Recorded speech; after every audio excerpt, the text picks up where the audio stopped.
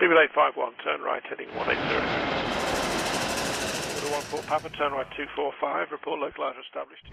A highly anticipated and lucrative contract from Australian carrier Qantas has been discussed for years now, with the 737 MAX, the A220 and the A320neo family being widely listed as candidates for the potential order within the aviation industry. It was an order that was set to shape the future of the airline's narrow-body operations, of course, with the ageing 717s with Qantas Link and the ageing 737s with the mainline Qantas brand operating both domestic and regional services needing replacing. So it was therefore an order that was always going to be a big one. Therefore, Airbus and Boeing were putting forward their own aircraft hoping to win the lucrative contract, and today it's been confirmed to go to European aircraft manufacturer Airbus in what is a significant blow for Boeing, in an order that consists of a total of 134 units. Included in that are also purchase rights for options over 10 years, with deliveries currently set to commence in the fiscal year of 2024 and onwards.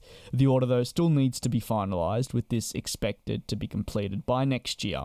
The airline has selected the A320neo family and the A220 family of aircraft as its preferred choice. Let's though now get into the exact specifics that the airline has made, with a firm commitment for 20 of the A321XLRs. In addition, it has a commitment for a further 20 A220-300s. At this stage, this therefore comprises of a total of up to 40 units. However, in its purchase rights, there is indeed an option for a further 94 aircraft, and this would likely include the A320neo and potentially other variants like the A220-100, of course, this being the smaller of the two within the A220 family, excluding the A220-500, which will eventually be the largest if Airbus moves forward with the launch of that variant.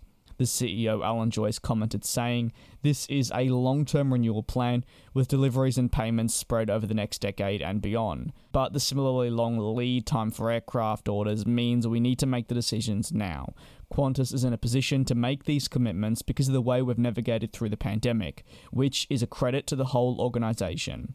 For Qantas, they view the A220s in the small to medium range, which will provide the group overall with much flexibility to have the operations on not just regional services with Qantas Link, but also widely on some of their domestic services that are classed in the medium haul bracket.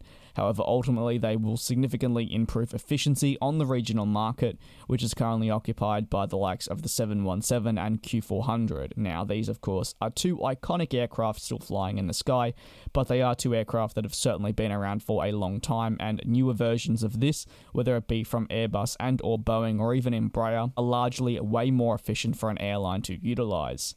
The XLR will be beneficial for the airline as they'll be able to use this on busy routes like that of between Melbourne, Sydney and Brisbane, so generally the east coast of the country, while also being able to utilise its range moving forward with totally new routes, which are of course incredibly exciting as it will open up several new options for new locations, expanding the overall Qantas network and making the country as a whole a lot more achievable and within reach of the Asian Pacific region. So with new routes being announced almost every month, it's definitely exciting times to see what Qantas comes up with and where they're going to utilise the XLR. What do you make of this massive order announcement won over by Airbus, and how do you believe it will impact their future operations? Do you think that the 737 MAX would have been more beneficial for the airline, or have they rightly selected Airbus aircraft? You can use the comment section as a perfect place to start a dialogue. Thank you very much for watching. There's going to be a lot more content coming out in the coming days and weeks, so definitely stay tuned and subscribe and turn on those post notifications if you have not done so already. That way you won't miss a video when it goes live. Do take care, be safe, enjoy the lead up to Christmas, and I will see you next time.